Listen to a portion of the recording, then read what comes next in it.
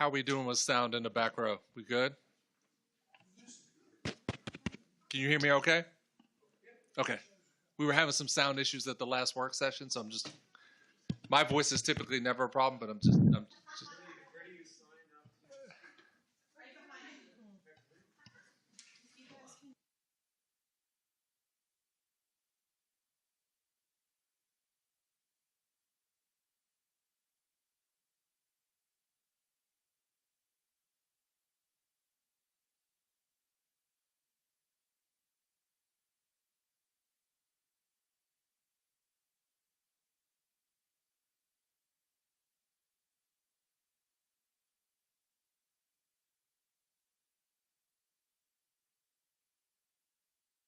We are live, guys.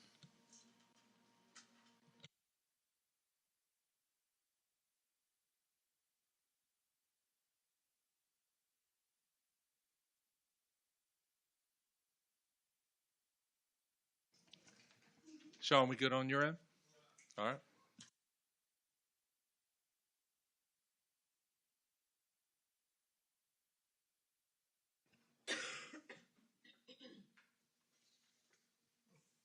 Okay, so we're good? Okay. All right. Live. Good evening, everybody. Welcome to our meeting. It is Monday, October 3rd, 2022. All right, board members, do I hear a motion to come out of closed session? Make a motion, we come out of closed session. Thank you, Mr. Mead. Do I hear a second? Second. Thank you, Ms. McBeath. And a vote. Board members, all in favor, say aye. Aye. Any opposed? None? All right, we are out of closed session. Mr. Mead, would you please read the certification of closed session? Whereas the Newton County School Board has convened a closed meeting on the state pursuant to an affirmative recorded vote in accordance with the provisions of the Virginia Freedom of Information Act, and whereas Section 2.2-3711 of the Code of Virginia requires a certification by the Newton County School Board that such closed meeting was conducted in conformity with Virginia law. Now, therefore, be it resolved that the Newton County School Board hereby certifies that to the best of each member's knowledge, only public business matters lawfully exempted from open meeting requirements by Virginia law were discussed in closed meeting to which this certification resolution applies, and only such public business matters as were identified in the motion convening the closed meeting were heard, discussed, or considered by the Newton County School Board. All right, thank you, Mr. Mead. Board members, do I hear a motion to approve the certification of the closed session? I move we approve the certification of the closed session. Thank you, Ms. Barber. Do I hear a second? Second. Thank you, Mr. Mead. And a vote. Board members, all in favor, say aye. Aye. Any opposed? None? All right, and we have certified the closed session.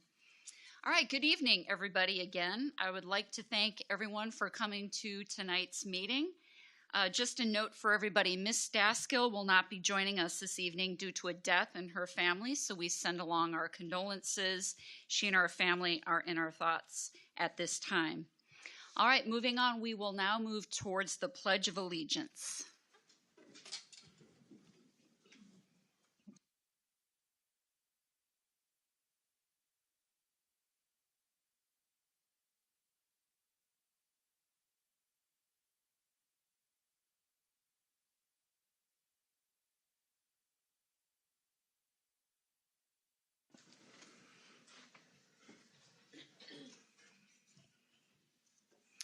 All right, so for this evening, we are at our regular monthly meeting for the month of October. The first item on our agenda this evening under Section 3 is the recognition of the National Hispanic American Heritage Month from September 15th through October 15th, 2022. Mr. Ross Miller, good evening. Thank you, members of the board, Dr. Nichols. It's my pleasure to come before you tonight to just go over National Hispanic American Heritage Month. It is taking place this month between September 15th and October 15th. And that is, it starts on September 15th. It's sort of an odd timing, but it's done so because around September 15th is when a lot of Hispanic nations started basically gaining independence. And so the September 15th is Independence Day for like Costa Rica, El Salvador, Guatemala, Honduras, and Nicaragua, and then 16th you added in Mexico, and the 18th Chile. So the fact that all of those correspond around there, the month starts on September 15th and goes all the way to October 15th. Included in here just a couple of facts about Hispanic heritage or Hispanic Americans in Virginia and in New Kent. In our state, about 11% of the population is Hispanic, and that is growing. And that's compared to 8% a decade ago, so 3% of our population over the last 10 years. And then in New Kent, current population is about 6% Hispanic, and again, that's growing. Not quite at the rate of the state, but we are still growing population. Some different ways it's being celebrated in our schools. Our ESL department put together a great resource website for our teachers with different lesson ideas, some cultural things to do with their kids, and so that's been shared out with all the teachers to be able to do daily activities with their class. And then at the middle school, they have a variety of activities, including a reading activity out of the library. So, happy to answer any questions, but glad to be celebrating that heritage and the fact that we do have a growing population of students who bring a lot to our county. So. Board members, any comments or questions for Mr. Miller? Thank you. All right. Thank you, Ross. Thank you, Mr. Miller. Next item on the agenda is the recognition of October as Bullying Prevention Month. So we're supposed to have Mr. Durmeyer this evening, but we have Mr. Ross Miller in his place. So when you are ready, welcome back. Thank you. Thanks for having me back. So October is Bullying Prevention Month, and so we just wanted to highlight a few of the things that we have going on in our schools. At all the schools on the morning announcements, we do have anti-bullying messages, and then our counseling department has been busy in all of our buildings putting together lessons and getting those out to classes that teachers can do in the mornings or throughout the day, just on ways to be positive with one another and interact in a positive way. Wednesday is Wear Orange Day in celebration of recognition of bully prevention and anti-bullying activities. There's a newsletter that's going home to families to highlight anti-bullying activities. And then one of the things that's not as highlighted on here, but we do have on all of our school websites, we do have an anonymous reporting link that students can use called Silence Hurts, and it links up to different key staff in our buildings so that if students are feeling bullied or interacting in a negative way, they can go on there and report that, and we have staff that will look into those situations for them. So. And there are other activities that will be going on throughout the month that are still being planned. So thank you. I'm actually curious as to any notable trends or changes in bullying in our community that the administration may have noticed. So as far as this year, have not at this point it would be anecdotal, and have not heard in speaking with the administrators any increases in that area. And there weren't any, I will say there weren't any noted last year, any major increases in bullying behaviors. So I think, Miss Barbara, what we're seeing it nationally, and we're certainly seeing here in New Kent, that, bullying when I went to school was a face-to-face, and that's because I'm old and we didn't have technology. But so what we are faced with more and more is what occurs outside the school walls through cyber bullying, through social media, through Snapchat, through those kind of things, which comes into the school. So really working diligently with families about awareness of those applications and what does go on, and making sure you have that partnership with your child, and really working in partnership with the sheriff's department as well. Because that's, if we have a threat, it 9 times out of 10 will come through a social media channel. Somebody posts something, somebody writes something, somebody does. So I think that is the biggest shift we deal with, and it continues to evolve to the next app, to the next thing. Last year we were dealing with TikTok challenges, and none of those challenges were productive, like help your neighborhood or do anything. It was tear things out of a bathroom, and it wasn't legitimately, that was a month nationwide. So I think that is the biggest shift that we see, not unlike our neighbors, but really trying to be proactive with them. All right, thank you.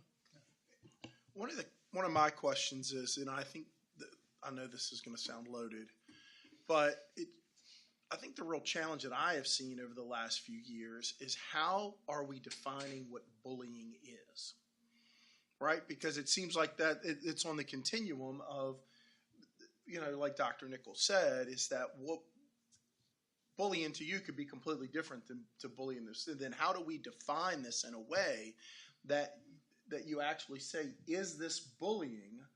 And what is the litmus test that we're using as either administrators or teachers or people in a school division might be completely different than what students and parents are defining as bullying? Does that make sense? Yeah. So what we typically are looking at is not necessarily calling it, hey, this is bullying, but identifying those behaviors that historically have been categorized that way. So basically, it's key thing there is utilizing power to demean others and to make them feel less of themselves and to exert some sort of compulsion over them or something like that. But it's a distinction of power, and utilizing that in a negative way towards others is a big place that comes in. And it's also repeated over time. Yeah. So if you and I have an incident, that's not necessarily bullying. We have an issue that we work through. Bullying would be the power difference, and also repeated over time. Like I continue to do that over time, repeatedly. So we work with parents on that as well. Is this an isolated incident that we need to address, or is it a bigger bullying issue? But oftentimes incident and bullying is used interchangeably. So we have to be, to your point, very careful about what that definition is. Thank you. Thank you. Any other comments or questions, board members? Okay. Thank you, Mr. Miller. Appreciate it. Our next recognition this evening is for the recognizing October as National School Bus Safety Awareness Month. And School Bus Safety Week is coming up October 17th to the 21st. And School Bus Transportation Employees Appreciation Day is on October 20th. So we have Mr. Jonathan Hockman here this evening to talk to us about that. Madam Chair, members of the board, Dr. Nichols, thank you. October is a big month for transportation. As you already said, National School Bus Safety Awareness Month is in October. We also have School Bus Safety Week, which will be going from the 17th to the 21st. And then also we're going to have School Bus Transportation Employee Appreciation. And they have a day which is designated just for them. That is October 20th. We are going to change our date a little bit when we celebrate them. We're going to do it on a Friday. Next slide, please. Every year there is a national contest, a poster contest related to the safety initiatives that are going on. This year's theme is Safely Rolling to My Destination. Each year we have students at all of our schools that participate in that poster contest. What you have right here is a picture of the national winner last year. This student did not come from New Kent, but last year's theme was one bus plus one driver equals a big impact on education. So we'll have students that are participating in this, and hopefully we'll have some students that have the opportunity to move on. We have some very fine art students. The Appreciation Day, as we said, the National Day is the 20th. We are going to celebrate on the 21st. We're going to have a cookout for all of our members of the Transportation Department. Dr. Nichols, along with myself, we will be on the grill flipping hamburgers, cooking hot dogs. We'll have sides for all the staff during the middle of the day. We did that last year. That was very successful. They really appreciated that. We have a tremendous team over at our transportation department, from the drivers to the assistants to the people in the front office to our mechanics and to Mervyn Hentz, who's our director over there. They do a great job of getting our kids to and from school every day very safely, and they typically do a very good job of creating some good relationships with our kids, and we want to give them a big thank you. October is a big month for them. They deserve many more months of celebration, but October is theirs, so we're very appreciative of what they do. Thank you. Thank you very much. Any comments or questions, board members? Thank you. Our next recognition this evening is to recognize National School Lunch Week, which is October 10th through the 14th. Ms. Haney-Morheim, good evening. Madam Chair, board members, Dr. Nichols, we certainly try to celebrate our school nutrition employees throughout the year for various occasions. This is simply a celebration of the fact that we have National School Lunch Week. So we serve a nutritious meal each day to our students. We are going to, really, the School Nutrition Association does this next week, October 10th through the 14th, but they encourage us to do this really any time of the year that we want. I feel like we do that every day when we're serving nutritious meals. But what we will do is push out to our families reminders of how to enroll in My School Bucks, and also to view our menus that are online so that folks can tell, what they're eating, what their children are purchasing each day.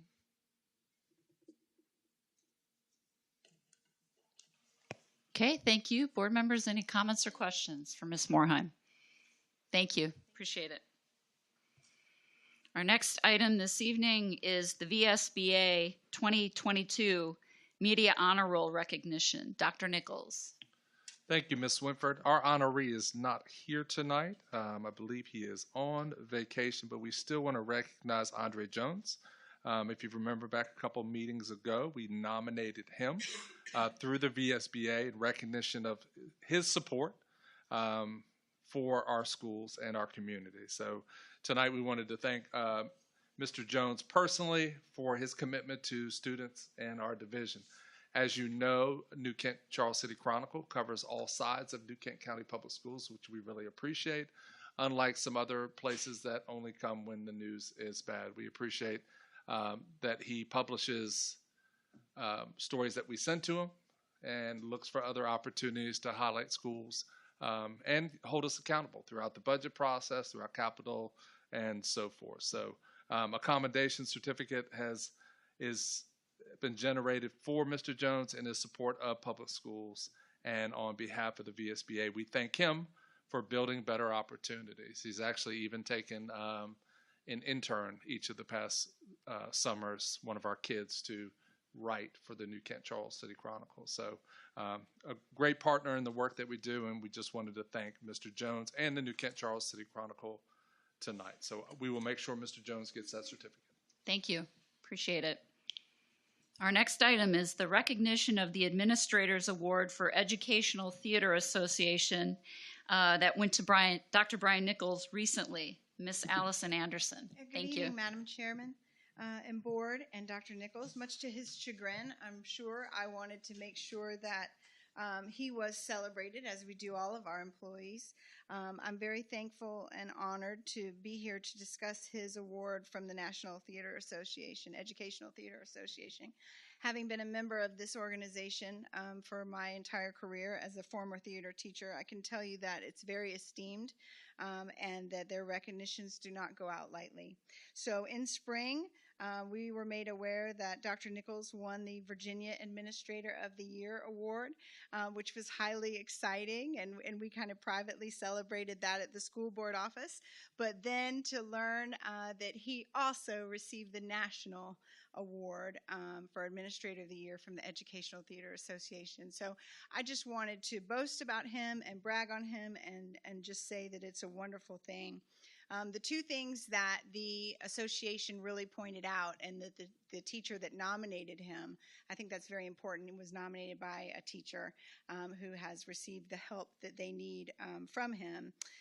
The two things that they pointed out were the fact that he is visible and the fact that he truly cares for the kids and their learning, and also for the teachers and the things that they need, and therefore provides those things to them.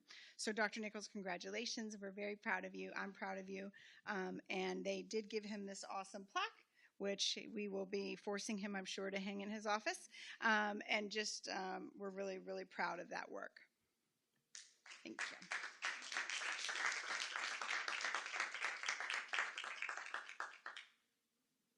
Board members, that agenda was added without me. So, but I will tell you, it was a great honor to be a part of that ceremony and just really highlight the work of New Kent on a national stage. It's worthy of national recognition.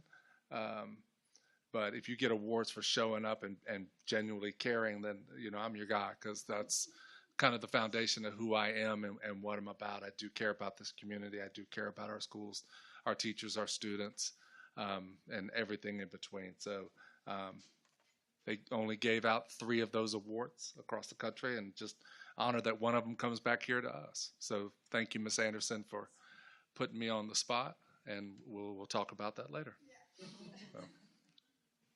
Thank you for doing that. Really appreciate it, and it's exciting that you received that honor and were able to showcase New Kent High School and New Kent on a much larger stage. So thank you. All right, our next item is the consent agenda, item number 4.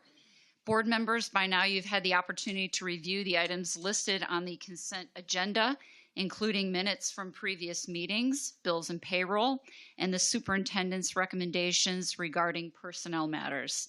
Do I hear a motion to approve the consent agenda as presented? I move we approve the consent agenda as presented. Thank you, Ms. Barber. Do I hear a second? Second. Thank you, Ms. McBeath. Board members, any discussion? Hearing no discussion, we'll move towards a vote. All in favor say aye. Aye. Any opposed? None. And the motion carries. Next item, moving into new business. Our first item under new business is the class size report. Mr. Miller. Good evening, board members again. And again, it's my pleasure, and Dr. Nichols. It's my pleasure to come before you to go over the class size report.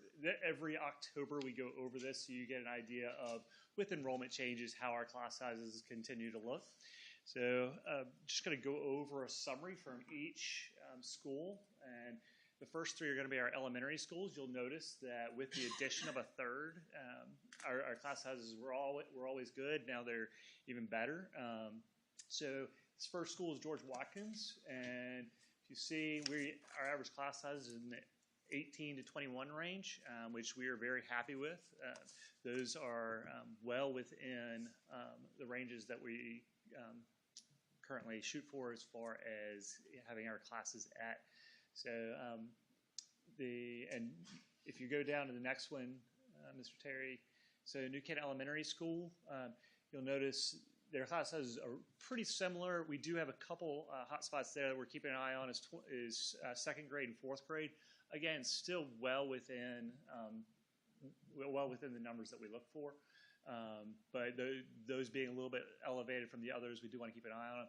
And then you'll notice at Quentin, again, our numbers are back down again. So across the elementary spectrum, we're looking at 2021 as an average across the board. I'll come back. Go on. So at the middle school, the average class sizes across the board are okay, or pretty good when you look at the average class sizes.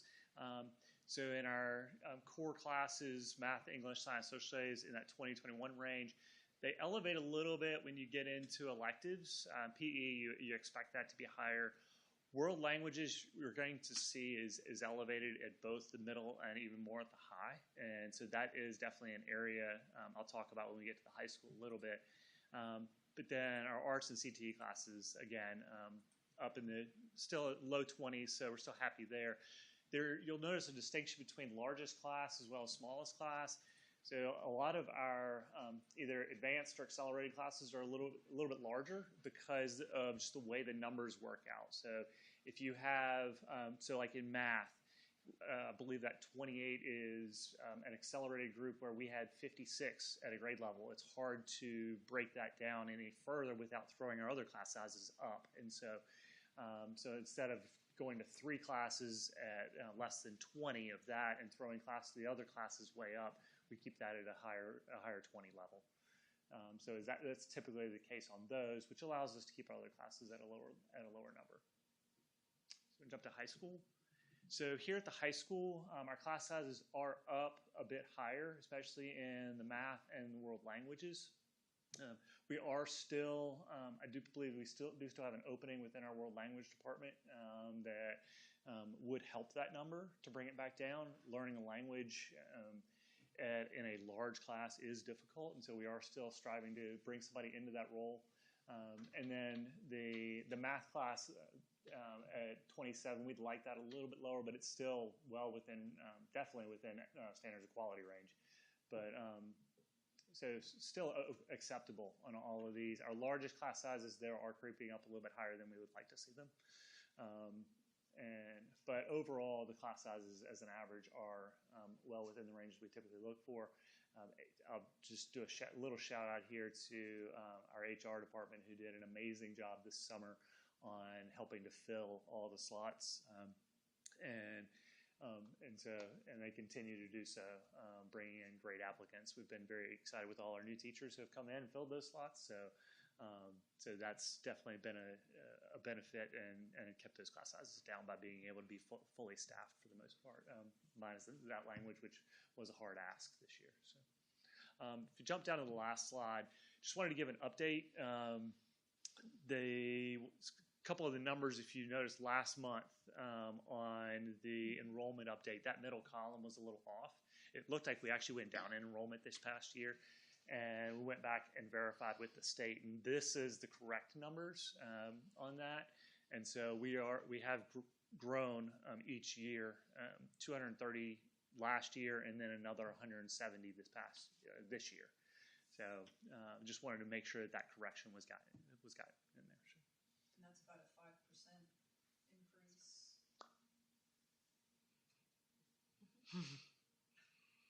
Sure. Yes. I'm looking at it. I said. Good answer. Yes. Hey, Ross, do you happen to know, or Dr. Nichols, maybe you know that, how many students do we have in outside placement, like at Bridge and Communities, Maggie Walker Governor School, Code RVA? So regional programs? Yeah. Yeah, so I can. Can you kind of explain how that works? Because some people might not know that we partner with those regional programs, and that's an application process, and we pay tuition for that. Sure, yeah. I can definitely go over each of our regional programs.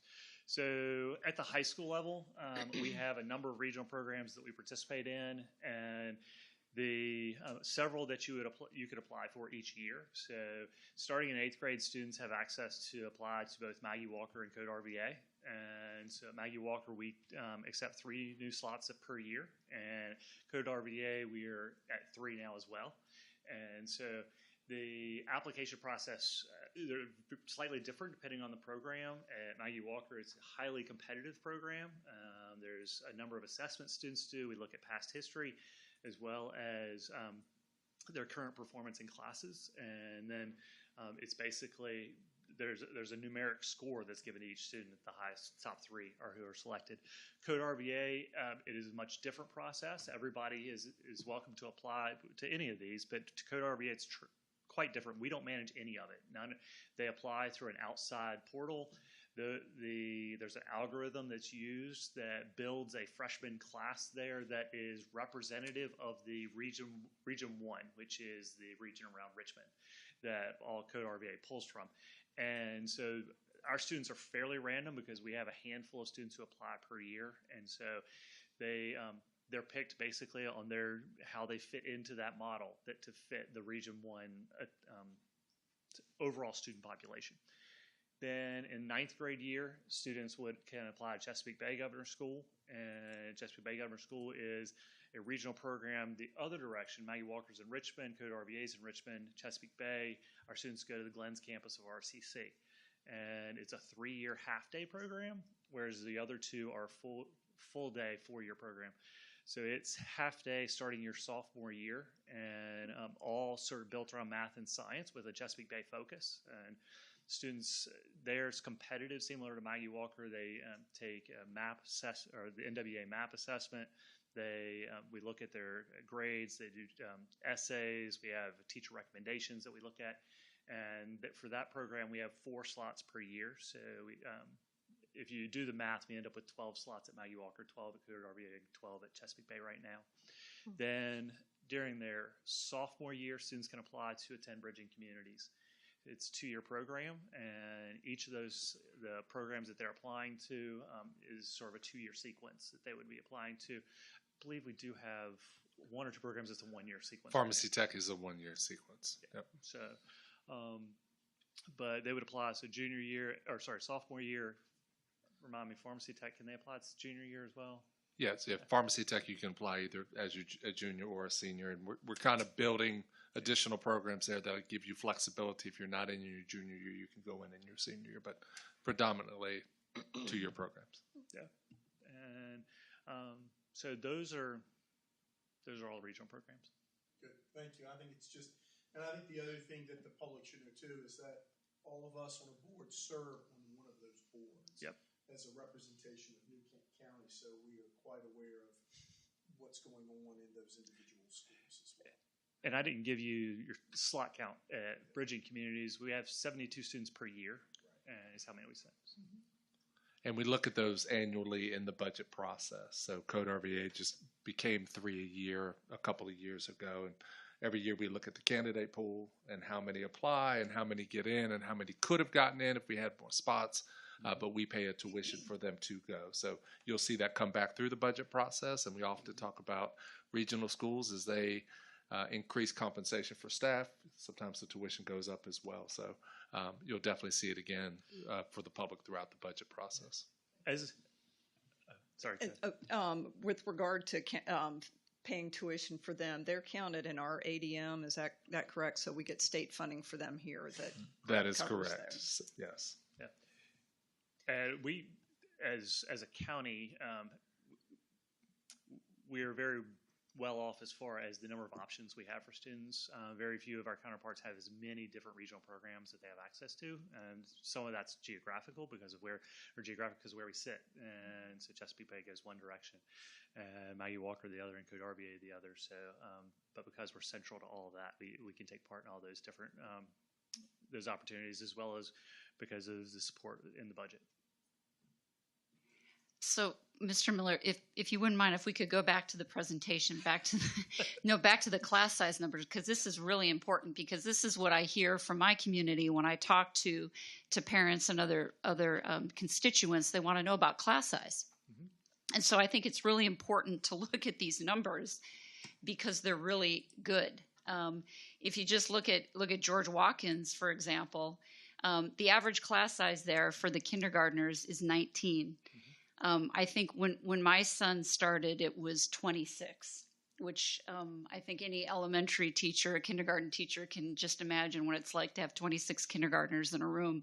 And so this is what people say to me. They wanted to know about class sizes, and I think this just goes to show what the results of all the planning with redistricting and just a good overall planning process. Because if you look at the standards of quality that the state puts out, the maximum numbers here for kindergartners, the maximum class size, which people say to me, what is the maximum class size allowed for kindergartners? It's no more than 29 students. Is that correct? And you had with an aide in the classroom. Right, so with an aide. 2 adults in the classroom at that point, yes. And grades 1 to 3, no more than 30. Yes. Grades 4 to 6, no larger than 35. And grades 7 through 12, there is no maximum. So just to have numbers, average class sizes that we have, I think is a good place to be. And I think we've really delivered on a lot of promises to our parents because, like I said, this has been the most important thing that I've heard from parents in all districts, not just my district, but all districts. And the fact that we're not relying on trailers or learning cottages anymore to house our students in classrooms. And Ms. Swiffer, just to add on to that point, we have our own internal numbers that we go for, which are significantly lower than standards of quality. We hear from teachers, we hear from families the importance of a lower class size. So we have our own benchmarks. And board, I know you remember a couple months ago that we added 2 elementary teachers because we were pushing on those numbers as kids continued to enroll, and we were able to fill both of those positions, one at New Kent Elementary and one at Quinton Elementary, to kind of deliver on those numbers. The other beautiful thing that's happened in building a 3rd elementary school is that's George Watkins right there, I believe, right, Ross? Yes. So 439 kids. They had about 770 last year. So to run a school of 439 versus a school of 770, you're able to distribute things differently. Every facet of it, from cafeteria to arrival, we're not out on 249 nearly to the degree we were last year from a safety security standpoint. And you also mentioned the trailers. We are not in a trailer for class instruction K through 5 this year. Now, we will continue to grow and we'll continue to look at that, but that's a huge shift from where we were last year as well. So a lot of beautiful stories in these numbers, and you're right, a couple years of hard work getting to this point. Well, I just didn't want to let it go without making that point, because that came up when I do town halls. That's what people talked about. They continue to talk about it. And it's good for the teachers too.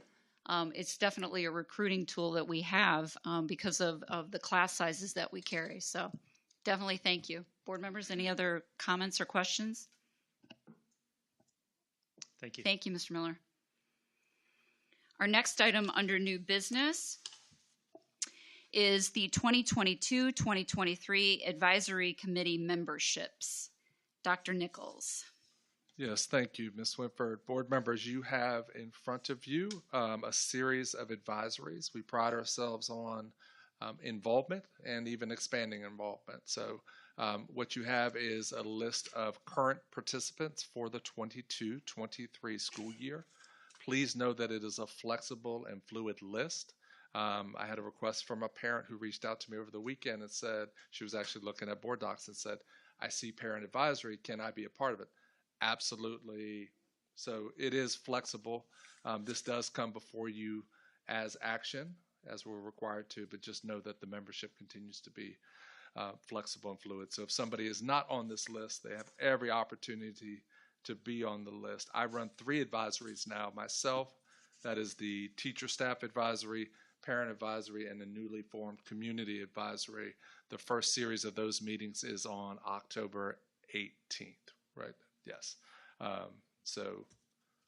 But you also have additional advisories, community safety, which Mr. Hockman leads for us, CTE advisory, career and technical education.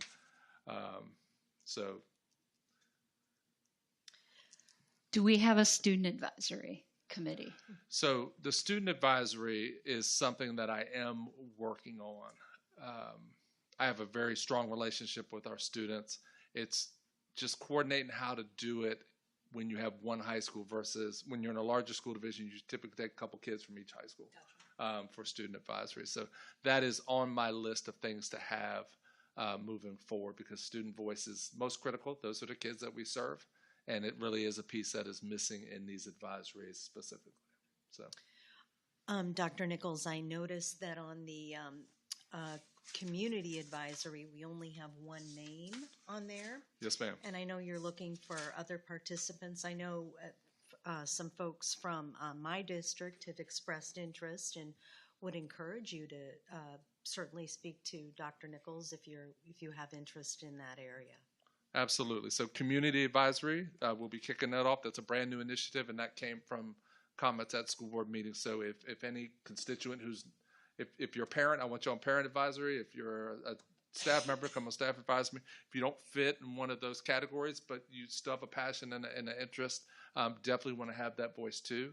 On this first advisory, we're looking at calendar. We're going to talk a little bit about capital improvement. And there's also an open forum. And the way I like to run these is the committee sort of drives the meetings after that. So what do we want to know about? What do we want to talk through in those pieces? So yes, Johanna Davis is the direct point of contact for any advisory, but my email also works as well. So I presented at New Kent University, which is a community-based professional development, and advertised it there as well just recently. Thursday, as a matter of fact. Okay, board members, any other comments or questions on these committees? And this will come before us for a vote under action items later in the meeting. Okay. Our next item is the VSBA Policy Services Contract Renewal. Again, Dr. Nichols. Yes, Ms. Swinford. I had moved on to capital improvement. So board members, we rely on the Virginia School Board Association to assist us with policy services. In larger school divisions, you do have a policy person. In a smaller school division such as New Kent, that is just not a feasible position to have solely. So Ms. Davis does a wonderful job of helping us with the policy pieces, but we really rely on VSBA as a starting point.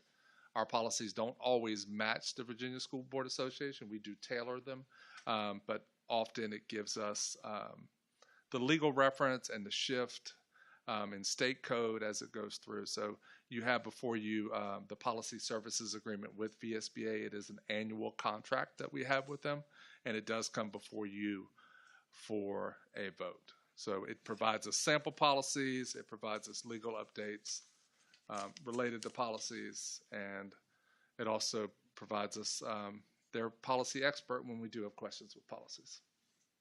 Be happy to answer any questions about that agreement.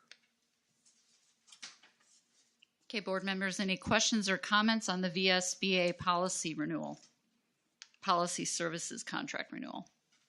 Okay, and again, that does come for a vote later this evening.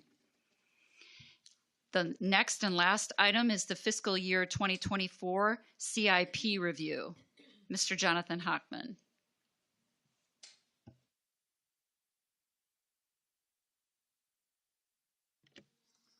All right. Madam Chair, member of the board, Dr. Nichols. Every year we do our capital improvement planning beginning in September.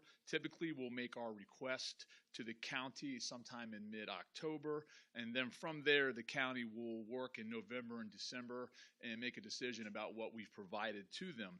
What I'd like to do tonight is kind of share with you what we've been working on, what our requests will be. There's a chance that this could change a little bit, but for now these are the things that we were thinking we would like to make a request for. We're going to start off with a digital conversion. This covers our one-to-one initiative for having each student with a device in their hands. Initially, when we started this, it was at $300,000. Last time it went to $200,000. Now we are at $100,000, and the goal is at some point to potentially move this to our general fund. So that would be for $100,000. We are once again going to request buses, 5 of them. That total would be $685,000 and $285,000. Right now, the prices of buses are up. Right now, one bus for the things that we need on the bus is about $137,000. So that number would get us 5 buses. And board members, I believe just a couple years ago, that same bus was $105,000. That is correct. Yeah. Paving district-wide, we will once again request $100,000. We have a plan to do several different paving projects to include the transportation lot, also the side parking lot at the middle school, and also the baseball and softball parking lot. As you know, we're doing a little bit every year to try to keep those areas looking good and very safe, so this would be consistent with what we have done in the past. From there, the classroom technology upgrades. As all of you know, right now Quinton has a wonderful model in each of their classrooms, which is kind of what we want the rest of our schools to look like. Mr. Terry has been working hard to try to determine sort of a rollout process for this. Next up, we would like to take care of classes at New Kent Elementary and George Watkins. To make those classes look like Quinton, we want that steady model across the division. We're requesting what would be $200,000 to get started with that. Obviously, that will not take care of the entire division, but that will get us moving in the right direction for having some commonality with the technology across all of our classrooms. Next up, New Kent High School roof replacement. This is phase 2. You will recall last year was phase 1 was an amount of $400,000. With everything, the costs are up. We're requesting $450,000 to do that this year. We're also going to be doing some district-wide lighting upgrading, and that will specifically be taking place at George Watkins. We don't have a cost on that right now, but we think we can be more efficient with the lighting we have at GW, so that will be coming on there as soon as we have a firm number. That would give us a total at this point of $1,535,285. And board members, as we go through these, Mr. Hockman's going to go through additional considerations as well. This is also an opportunity to things that you do not see or things that you think we should push more on, less on, to sort of have that conversation, because we will be working on this for the next probably 2 months with the county, finalizing the numbers and what the projects are, and there's give and take, and there are different opportunities with some of this work. So And as Dr. Nichols said, we're going to do some additional considerations for CIP projects. Each year, year-end funds are carried over into our CIP balance to assist with some of these projects. The first one would be the New Kent Elementary School renovation. This is our big one. Now that Quinton Elementary School is pretty much done, this is our next major focus. In the near future, we'll be providing you a separate report on the funding and timeline that we're requesting for New Kent Elementary School upgrades. We're also going to ask for some athletic facility upgrades. We have some folks right now that are looking at some quotes for us, but what we really want to do is get on a level playing field. If you look at some of these schools that we compete against, their facilities are very nice, and we want to kind of make sure that we're keeping our athletic facilities up to par. And so Dr. Nichols has been stout in trying to make sure that we do that, so we're looking at potentially doing that as well. New Kent Middle School renovation for additional classroom space. We are a growing county. We need some more seats. And right now, Tim Pollack has found a way for us to potentially repurpose some areas we have at the middle school. And so that money would go towards potentially adding a few additional classrooms in some areas right now that are underutilized. Also, New Kent Middle School HVAC replacement design. This is basically for some engineering. As you will recall, we had an HVAC grant that was not including the engineering. There may be a chance that the engineering can be included into that grant. If not, we will be coming to you to request that engineering funding so that we can move forward with that HVAC replacement. Tennis court repair. What we have found out is that tennis courts need to be repaired and resurfaced about every 5 to 7 years. Right now, we're on year 8. We have some minor cracking. It's not at a point where it's dangerous, but we want to make sure we keep that up to par. So we're looking to have that potentially done as early as a couple months from now, potentially into the spring, weather pending, but we will be coming for some funding for repairing our tennis courts. Security vestibules, and as you also recall with that, we are in for a grant. We were supposed to be notified October 1. To date, we have not yet been notified. We are expecting to receive that grant, but what we would like to do is let you know that if we do not get that grant, or if it's not in the amount that's needed, we will be coming to you requesting some funding so that we can have those vestibules ready to go. We have been receiving some quotes, and we are about ready to start working at one of our schools to get moving with that project. So we have a plan ready to roll. We're just waiting on some funding sources, potentially from the grant. And finally, we are working on energy savings performance contract recommendations. We are meeting with a company. They're going to make some recommendations. That meeting is later this week, actually. We're not sure what they're going to bring back to us, but they typically bring back cost-saving opportunities for school divisions. And some of those suggestions we may need to take in place so that we can put some money toward those to save the division some money down the road. And that is all of the CIP projects for additional consideration.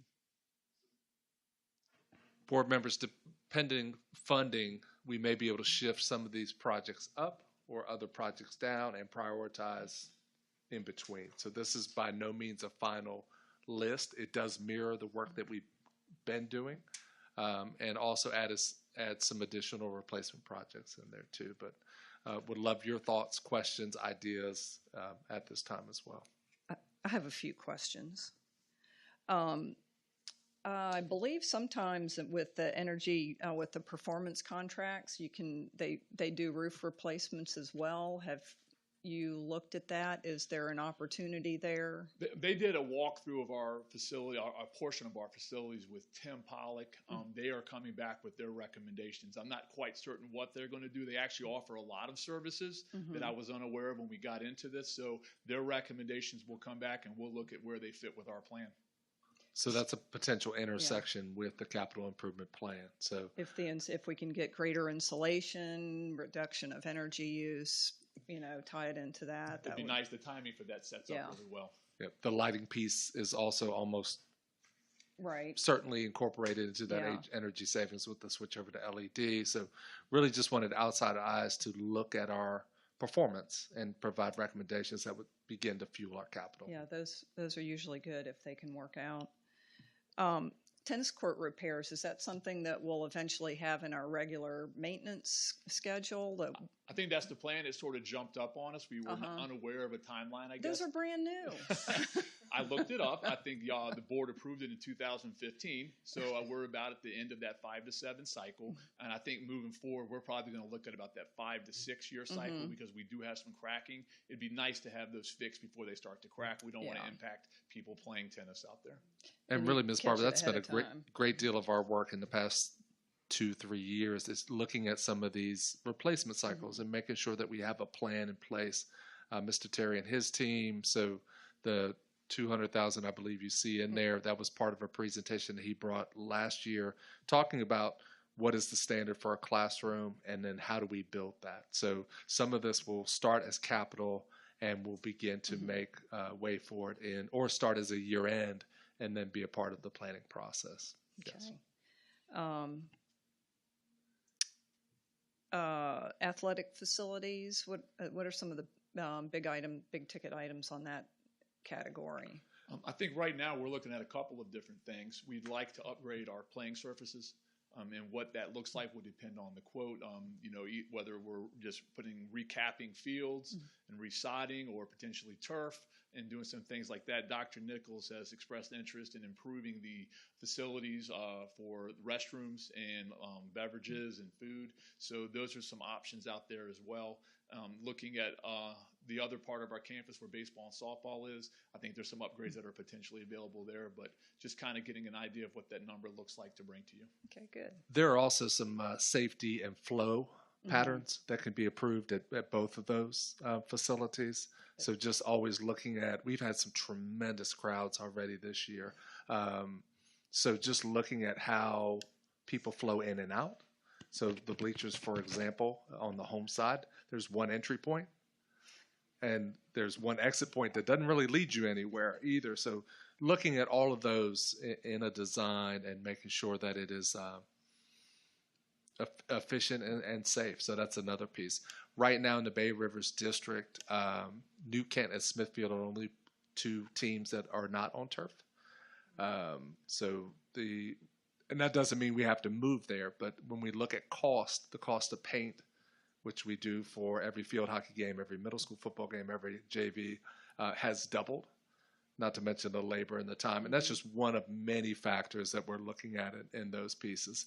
And if we look at the expansion of sport programs and combined use with the county, that's another potential piece there. So we're really no decision at this time, but those are some of the big things that we're looking at.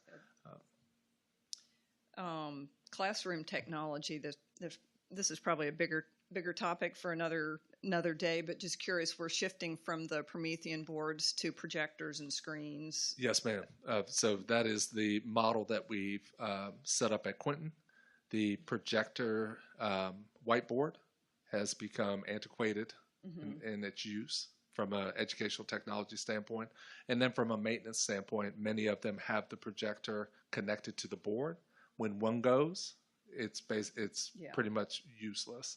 So looking at that shift as well. We've also moved away from desktops to laptops for our staff. Quinton is piloting that for us as well. When people talk about the technology, Quinton, they have all the technology. Technically, they have less because it's projector and screen versus the board. So really making sure that we have that lens across all 3 schools. Okay. And then across all 5 schools eventually. And my last question, just curious about pursuit of electric school buses. There may be grants out there. There absolutely is some grants. Right now, there are some limitations on mileage that those can get. And with the size of our county, Mervyn Hens, who's our Director of Transportation, has been very much into this. He's excited about the opportunity to potentially go electric. He was waiting for the battery to have a higher capacity. What we don't want to have is buses that have to have a short run every time. Right. There's a system to how buses are allocated and the miles that they run. He did put in for the most recent grant. He feels like we're at a point now where the battery can support basically the total mileage that we would need. We have not heard back yet as if we've received that grant, but we're at a place now where we're going to start pursuing some of that. Excellent. Thank you. The other piece connected to that one, Ms. Barbara, just in partnership with the county. So we've had a conversation with New Kent Fire Rescue about in the event of a battery catching fire, what it takes to extinguish a electric battery that size on a bus, and making sure that we're equipped to do that. That was something that was not on my radar at all as we looked at these grants, but having that great partnership with Chief Opet, he brought that forward, and there is technology and equipment but it's not equipment we have at this point in time. So as we go through, we want to make sure that we're safe. More accessories. Yes, more accessories to be able to extinguish and handle something like that. All right, thank you. So my one question, if you go back to the presentation, is the tennis court repair. I got excited for a minute because I thought we were talking about the tennis courts adjacent to New Kent Elementary, but I guess not. So the current plan for the tennis courts beside New Kent Elementary is for those to be demolished in coordination with the New Kent Elementary renovation and the county's plan for the historic courthouse. Or the historic school, I'm sorry. So that is in the works, and you will see in the next year or two, depending on how that phases out project-wise, because we get our fair share of calls on those tennis courts. They are not beautiful by any stretch of the imagination, and they're not functional. So they're way beyond repair. Yeah. So that will be some nice parking which is desperately needed there. Thank you. And these items will be discussed with the Board of Supervisors when we present at their upcoming retreat. So we have time at their retreat coming up, and then it'll come back to you guys again. So this is really our first pass to show you and the public what we have on our list, and then to get that feedback as well. I mentioned that the advisories, I will be doing this at advisory as well, and kind of getting that lens, talking about the process and working through. So this is really the beginning point of that process. We get about 3 weeks off from budget a year, and that time is now over. So we're back in it. Okay, great. Thank you, Mr. Hockman. Appreciate it. Yes, ma'am. All right, moving along in the agenda, there is no old business this evening under item 6. So we will move to our citizen comment period. We have 5 individuals signed up this evening. So I'll go ahead and read my instructions. Again, we'd like to thank everyone for coming out this evening to speak, everybody who signed up to speak. We appreciate that feedback. Please note that your comments are limited to 3 minutes. Once the timer sounds, please promptly finish your comment and return to your seat. It is customary for the school board not to make comment during the citizen comment period. Please make sure that your contact information is provided on the sign-up sheet if you would like someone to follow up with you. And again, thank you for coming this evening. Again, we have 5 speakers. Our first speaker is Mr. Tom Miller. Madam Chair, members of the board, Dr. Nichols, I'm Tom Miller. I live in District 5. For about 17 months now, citizens have been attending your meetings and providing comment for public record. This school board, by its own policy, as the chair just mentioned, does not respond to citizens' comments, but defers to the superintendent. I have to wonder why sometimes. We didn't elect the superintendent. We elected you, the school board. I've got a number of questions that I will provide to Dr. Nichols in writing this evening. And I'd like to know, what evidence is there that social emotional learning is required in the New Kent County Public Schools? Is the SEL program meant to positively influence academics? And if so, how? What are some examples of school districts that have implemented SEL that have had positive impact on proficiency rates? What is the fiscal impact on the school budget of implementing SEL? How many staff hours have been spent to educate teachers and staff on SEL? And how many hours are spent in the classroom on SEL in a given day, a week, a year? Does the New Kent County Public Schools SEL lessons include lessons on gender identity and or race? In what grades are SEL lessons taught? What is the process for opting out of SEL? Does the school have an SEL committee? If so, what are their responsibilities? And how does a parent join that committee? What training opportunities do you offer to teachers on SEL? What information sessions do you offer to parents on SEL? Why did you select an SEL curricula that cannot be easily provided to parents and citizens as it is copyrighted, requiring a parent to go to the school to review the material. Have any of our teachers objected to teaching SEL material, and if so, have their objections been addressed? Thank you. Thank you, Mr. Miller. Our next speaker is Mr. Milton Hathaway.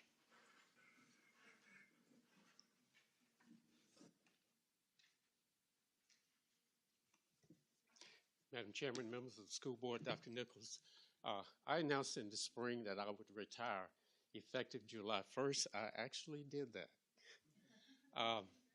But the church has done some major things. We are really strong supporters of our school system. And we elected a new pastor on June 20th who became effective, our senior pastor, on the day I retired. And so I wanted to come tonight and introduce to you my pastor, our pastor, Reverend Angela Bartlett, Pastor Angie. She is an amazing gift in our ministry. She served as our executive pastor for 18 years, eminently qualified, a phenomenal preacher. And I am just amazed to be able to sit back and see how she is leading our church. So I wanted to come tonight and formally introduce to you my pastor, Pastor Angela Bartlett. Hello, everyone. I just want to say it's just an honor and a privilege to be a part of New Kent County and to be a pastor in New Kent County, and anything that the school board needs from New Covenant Community Church going forward, please let us know. Please let me know.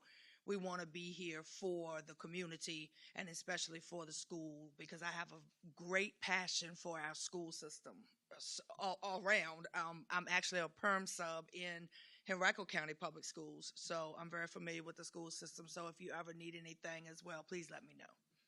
Okay. Thank you. Thank you both very much. Our next speaker is Mr. Gregory Reimer. Thank you, Madam Chairman. Thank you, School Board. And thank you, Dr. Nichols. I had some planned remarks, but I'm going to put those aside for the moment because of the recognition of Bullying Month. Bullying is a very particular and personal experience with me. And I'm concerned that a lot of the attention that is addressed to preventing bullying is focused on the bully. I am a pessimist when it comes to human nature. I believe there are people who are born with a predisposition to enjoy the misery of others. And I don't think you're going to change that a lot in those people. Some you can with spiritual help, but most probably not. And you may be able to monitor their activities, but you're probably not going to prevent all of them.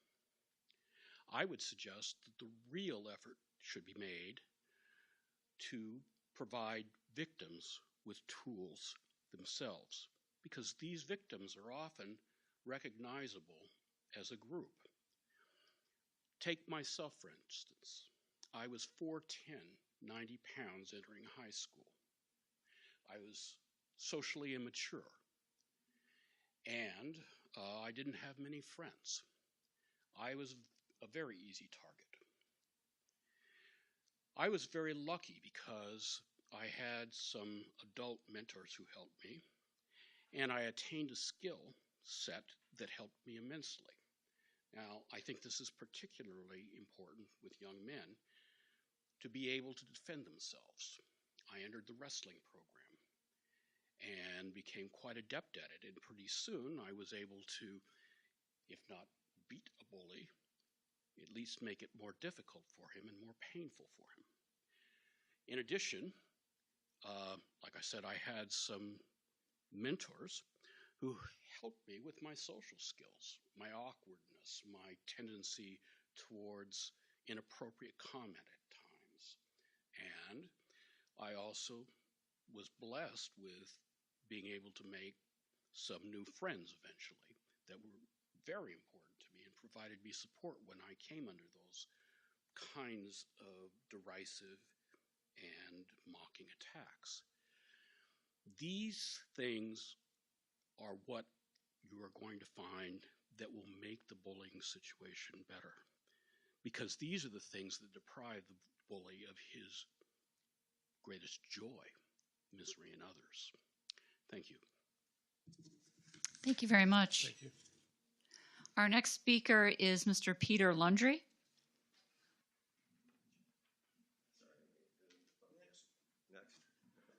Yeah, Pete Lending. I'm in District 1. Mr. Mead brought up the question about standards for bullying.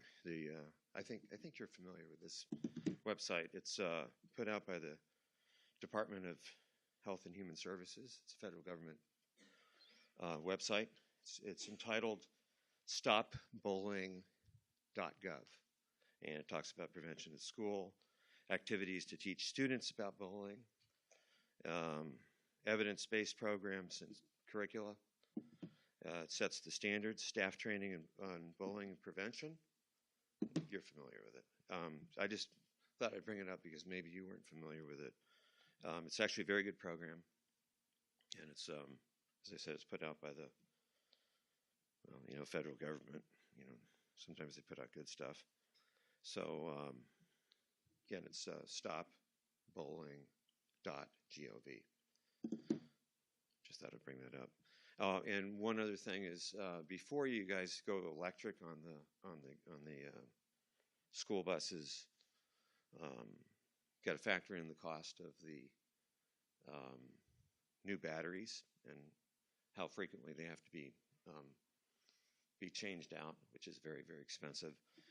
I'll note California, interestingly enough, is going more with natural gas and with hydrogen fuel, which is the latest fuel out there. Actually, a lot of cars are using hydrogen fuel out there. And my only other comment was, well, first of all, I wanted to thank you all for your service, and thank you, Dr. Nichols, for yours. For me, the 5:30 meeting's perfect because I'm retired. But I think for a lot of parents, it might be difficult to come after work. So I was going to suggest maybe 6 o'clock would be a more appropriate time. That's it. Thank you. Thank you very much. Our next speaker and our last speaker is Mr. J.B. Benson.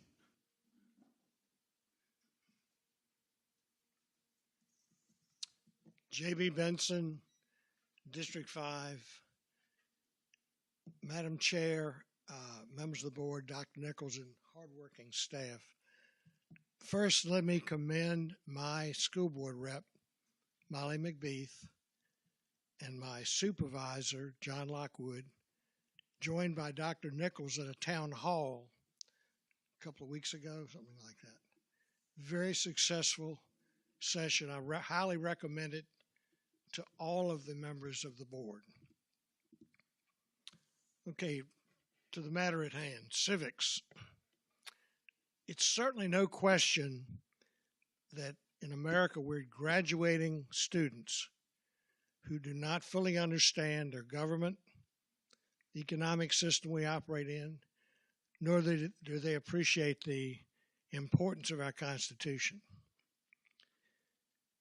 About 5 months ago, in the same vein, I requested the board to please provide a summary of what's happening in New Kent. We may be doing a superb job in New Kent of turning out students who know all that. I don't know that.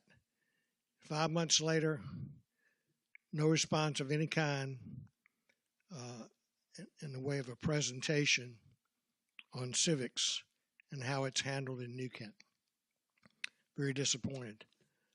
Also, I asked if everyone on the board had read Executive Order Number 1, and did our teachers understand Executive Order Number 1? Because I think that would allay the fears associated with critical race theory and SEL.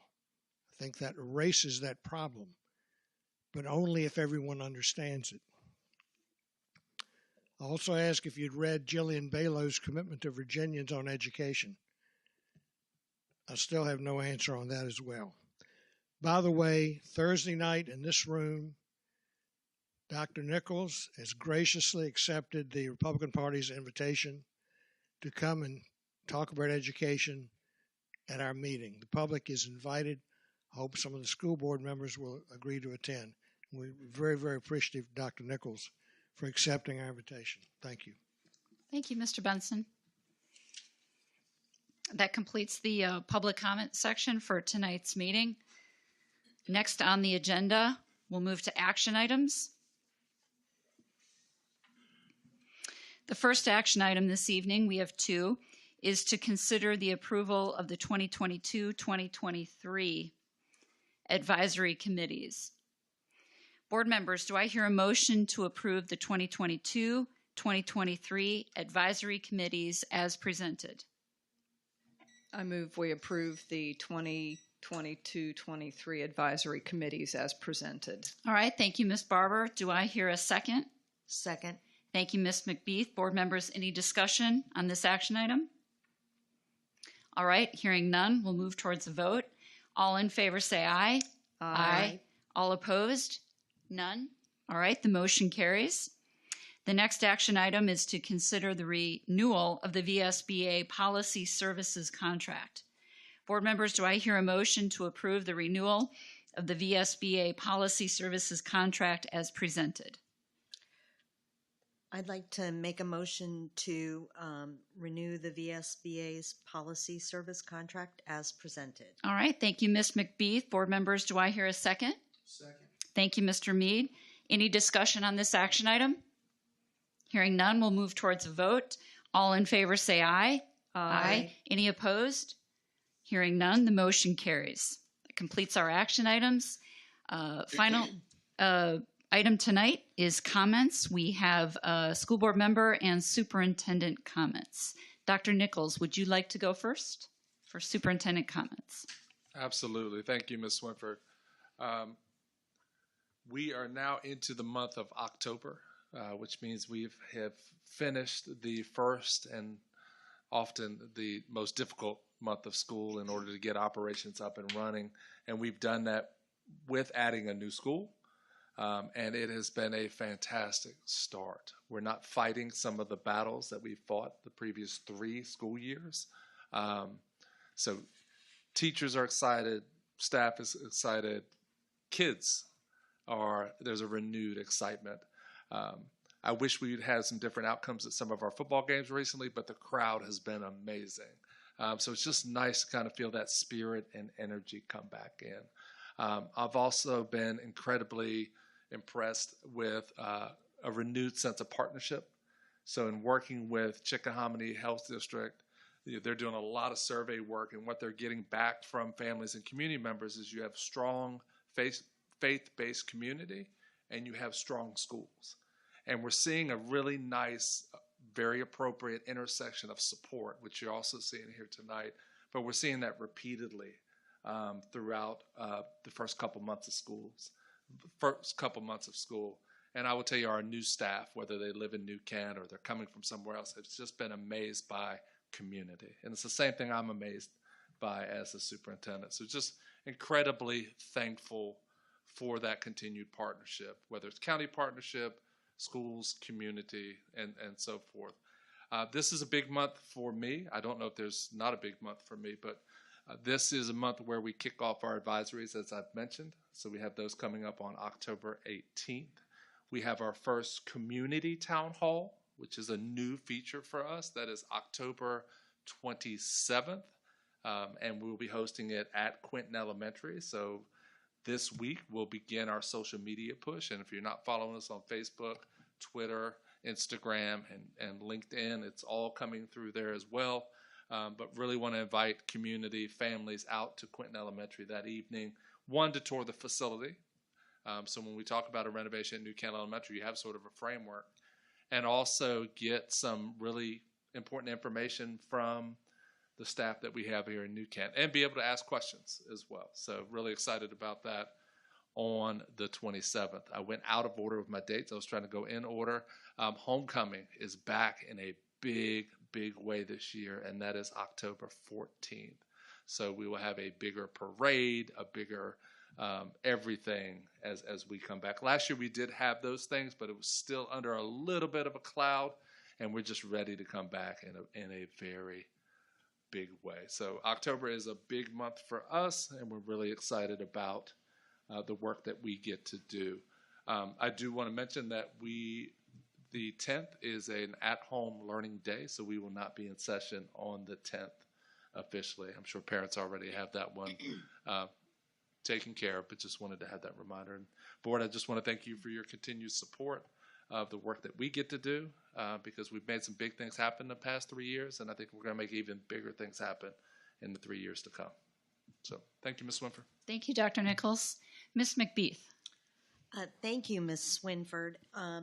Just to piggyback a little bit off of the excitement and enthusiasm that we're seeing in our school community, the New Kent Educational Foundation is sponsoring its annual Strike It Rich for Education Bowl-a-thon, and the monies raised for this program will help support much needed student scholarships and instructional grants for our teachers. The event is going to be held on Saturday, November 5th from 2:30 to 4:30 at Bolero Lanes up in Mechanicsville. And so far, we have received an overwhelming response. All lanes are filled. That actually happened in September, and that's huge. I attended the event last year, and it was building, was coming back, from the pandemic. So we've got everything filled. But if you would like to support the New Kent Educational Foundation, we're still accepting sponsors as well as donations. And if you're interested, you can go to the website and donate there. Thank you. All right, thank you, Ms. McBeath. Ms. Barber? I want to express my appreciation for Dr. Nichols and the rest of our administration in really kicking off our school year. This is really, to me, one of the most enthusiastic starts that we've had to a school year, and I think a lot of it goes to the communication that's we've got an increase through the new revamped website, social media, communication with the community through other means. And I'm looking forward to seeing how some of the advisory committees start to flesh out and really tell us some things from the ground up, in particular the Community Advisory Committee as well. So I just again want to express appreciation for everybody's hard work getting us started. Fully staffed, thank you, Allison, and team, and ready to go. Thank you, Ms. Barber. And Mr. Mead? Ditto what Ms. Barber said, but the other thing I want to make an emphasis is just publicly is that, I love living in New Kent County. We have raised our 3 daughters here, and it has just been a joy to see and to live in a county that cares about one another. And I think that is emphasized by Dr. Nichols' passion and the passion of our staff here at New Kent County. And I just want to encourage the public to have that same passion and that same appreciation. Being a growing county, it does have some pains associated with that. And the Board of Supervisors and we as a school board are aware of that. But this is what I will say, and I will publicly say this.